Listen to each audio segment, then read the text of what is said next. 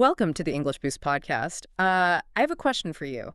Have you ever been scrolling on your phone and you see someone like exactly your age post about buying a gorgeous new house? Oh, yeah. Or landing a massive corporate promotion. Exactly. And for about 4 solid minutes, you just sit there and genuinely feel like you are failing at life. It's a remarkably heavy feeling, isn't it? Yeah. It just drops right into your stomach like you're suddenly falling behind in a race you didn't even know you were running. Right. But here is the crazy, slightly embarrassing part that we really need to get into today. You sit there feeling utterly defeated over a house you do not even want. Oh, totally. I mean, you don't even like that neighborhood. Or you're stressing over a career field you would honestly hate working in. It makes absolutely no logical sense, yet the sting is just so incredibly sharp. It doesn't make logical sense on the surface, no. But that sting, well, that quiet feeling that somehow everyone else got the instruction manual for life and you missed the meeting, that is incredibly revealing. Yeah. Because it's never actually about the house or the job title. It's about a deeply wired biological mechanism that is actively glitching in the modern world. Wow. Okay, so today, our mission for this exploration is to examine the psychology of why we compare ourselves to others and how the modern digital landscape is literally weaponizing this natural instinct against us. Yes, and most importantly, we're going to look at how to handle it. Exactly. We're going to give you practical strategies and precise English vocabulary to handle those uncomfortable feelings. Okay, let's unpack this. Because to understand why that sting feels so bad today, we have to look at the sheer math of human history. That is the perfect starting point. The math of comparison has fundamentally shifted. If you look at human evolutionary psychology, we are wired to track status and resources. Right, for survival. Exactly. But historically speaking, you only really had the capacity to compare yourself to maybe 20 or 30 people on a regular basis. You looked at your immediate neighbors, your real-life classmates, your coworkers. People you actually saw up close every single day. Precisely. You saw their whole reality. You saw them trip on the sidewalk. You knew when they were having a bad day. You had complete contextual data. Yeah, that makes sense. But today, the volume of comparison is completely unprecedented for the human brain. We are comparing ourselves to thousands of complete strangers. Our brains are trying to run a social ranking algorithm designed for a tiny village, but on a global database. And it's not just the sheer number of people that's overwhelming, right? It's the asymmetry of what we are actually comparing. I mean, I like to think of it this way. We are taking our whole messy day and comparing it to someone else's best 5 seconds. That is a brilliant analogy. It's like comparing our real house, a house where real humans live with dishes in the sink and laundry on a chair, to a perfectly staged architectural photo. The photo has this perfect sunlight, fresh flowers, and absolutely no evidence of actual human life. Right. And what's fascinating here is this isn't just happening by accident. It is an algorithmic trap. The platforms we use are designed for one primary metric, which is retention. Keeping us on the app. Exactly. How long can they keep your eyes on the screen? And the engineers have figured out that the most effective way to maximize that dwell time is to serve you content of people who are just slightly ahead of you. But wait, are these influencers and strangers actually trying to make us feel bad? Like, is it malicious? Oh, no. Yeah. In the vast majority of cases, absolutely not. They are just sharing their own highlight reel. Yeah. They want connection just like anyone else. The negative emotion you feel doesn't actually come from them. Really? Where does it come from then? It lives entirely in what psychologists call the gap. The gap is the space between the polished smile they show online and the reality of the tiredness, the bills, and the doubts we experience in our own real daily lives. Wow. You know your own exhaustion, but you don't see theirs. That gap between their highlights and your behind-the-scenes reality is where all the pain lives. That is, wow. So your perfectly normal life suddenly feels like a problem to be solved, even though absolutely nothing in your actual reality changed.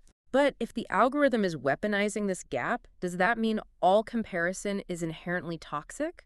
Because I'm thinking of situations where comparing myself to someone hasn't felt bad at all. This raises an important question. Is comparison always the villain in our story? And the short answer is no. Comparison is a fundamental cognitive tool. Okay, so it can be useful. Absolutely. The difference between a comparison that motivates you and a comparison that paralyzes you comes down to one core concept, which is distance. Distance. Oh, wait, you mean like psychological distance? Exactly. Yeah. Let's look at near versus far comparison. A near comparison is what we might call the path. Oh, I have a perfect real-world example for this. I have a friend who started running last year. Just a regular person, works a similar schedule to me. They started going for jogs, and over the course of the year, they got genuinely fit. And how did that make you feel? When I see them, I don't feel a drop of jealousy. I actually feel energized. It shows a realistic path. And let's break down why you feel that way. The psychological distance is small. You know this person, you see their actual effort, you know they struggled at first. Right, it feels possible for a regular person to achieve. Exactly. Yeah. Your brain doesn't register it as a threat. It literally shows you a blueprint, a path. It's the difference between seeing a stepping stone right in front of you versus looking at a far comparison. Yes. The far comparison is staring at a stranger's curated mansion online. The psychological distance is too vast. It offers no next steps, no blueprint. It's like looking at someone standing at the very top of a mountain and you were standing at the bottom with absolutely no idea how they got there. Right. It doesn't make you want to climb. It just triggers cortisol. It just breeds this quiet, simmering resentment. You feel small. So if human brains are hardwired to compare and our environment is engineered to exploit that, then telling someone to just stop comparing themselves to others is like impossible advice. It's biologically impossible. The comparison engine is always running in the background. You can't just turn it off. Here's where it gets really interesting.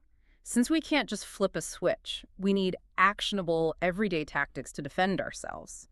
What do we do on a normal Tuesday when that heavy feeling drops into our stomach? The goal is to deliberately feed your comparison engine better data. So the first tactical defense is shifting your point of comparison from a stranger to last year's Tuesday. Compared to last year's Tuesday, I love that. It is a much lower, more achievable bar. Instead of competing with a stranger's highlight reel across the internet, you measure reality against reality. Because the context is exactly the same. The subject is you. Exactly. It allows you to see small, unglamorous progress that nobody claps for online. Like being a little calmer when a stressful email comes in, or speaking slightly more confidently, or just not giving up as fast. Right. Those are massive milestones. When you actively choose to compare yourself to your past self, you validate your own real-world progress. Okay, so tactic number 1 is comparing yourself to last year's Tuesday. But what happens if a specific account keeps popping up in my feed and it always makes me feel small? That brings us to tactic number 2, the quiet unfollow. The quiet unfollow. Yes, if a specific account consistently makes you feel inadequate, just unfollow them or mute them. No drama, no grand announcement. You just remove the trigger. See, I have to be honest, I wrestle with this one. Isn't that a little rude? Even if they don't know? It feels like I'm admitting I'm too weak to handle their success. This is such a common mental block, but we need to reframe it. Your feed is not a moral duty. It is your mental space. Wow, your feed is not a moral duty. Right. Every time you look at a post, your brain spends energy processing it. You are under absolutely no obligation to consume content that diminishes your well-being. That completely changes the paradigm. It's just establishing a healthy boundary. Exactly. Okay, so we've talked about changing our digital habits. But how do we change the internal dialogue? Because those messy emotions are still going to pop up. Knowing the right words has to help us process them, right? If we connect this to the bigger picture, the way we process these experiences neurologically depends heavily on the language we use. When you can accurately name a feeling, you can handle it better. So it's about upgrading our emotional vocabulary. Yes, it literally decreases activity in the brain's stress center. Let's walk through shifting from plain, vague English to precise emotional descriptors. Okay, let's do it. A really common one is saying, I feel bad when I see other people's success. Right. Bad is just a huge, unhelpful bucket. Instead of saying, I feel bad, try saying, it makes me feel inadequate. Inadequate. That's so much more specific. It is. It pinpoints exactly what the feeling is doing to your self-perception, rather than just swimming in a generic threat response. Okay, here's another one. People often say, I post on social media to feel good. A more mature, honest way to express that is to say, sometimes I post to get a little validation. Validation, yeah. It acknowledges a normal human desire to be seen without being overly vague. Exactly. Now, what about the really uncomfortable feelings? Like, I feel angry when my friend does better than me. Oh, that's hard to admit out loud. It is. But angry usually isn't the accurate word. A much more precise word is resentment. Resentment perfectly captures that quiet, bitter, why not me feeling. Oh, wow. Yeah, resentment hits the nail on the head. It's a specific response to a status threat. It takes the shame out of it because you're just observing your reaction. Exactly. You aren't saying you hate your friend. You're just objectively observing resentment. Okay, how about when we apply the tactic we talked about earlier, saying comparing to myself is better? We can make that sound much more grounded. You can say it gives a fairer perspective. Perspective. It sounds calm, and it explains why the strategy works. Right. And the last one, which is really common when we hit that algorithmic trap, that post makes me want to give up. Yeah, that's a really intense reaction to a far comparison. To process that, you step back and realize that a post left you feeling discouraged instead of inspired. Discouraged. That highlights the difference between healthy and harmful comparison. Healthy comparison inspires action. Harmful comparison leaves you discouraged. Exactly. When you give the emotion the exact right name, you strip away its power to overwhelm you. So, what does this all mean? It means we don't have to pretend the ugly feelings don't exist. We just need the right words to draw healthy boundaries. Precisely. You replace dramatic blame with a simple boundary.